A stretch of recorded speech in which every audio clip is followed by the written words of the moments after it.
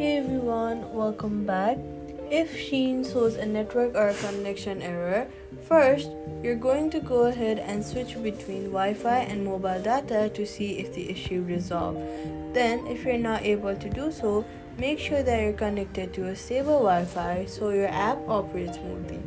Then, go ahead and restart your phone to refresh the network connection.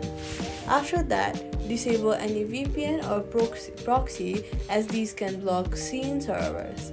Make sure your date and time are set to automatically. Go to settings, then go to general. After that, scroll down, go to date and time, and then make sure that it is clicked on set to automatically. If the error still appears, wait for a few minutes. Also, swipe up from the bottom of the screen, look for the app, swipe it away, and then reopen it.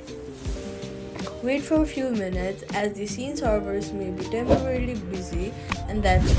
Subscribe for more quick fixes.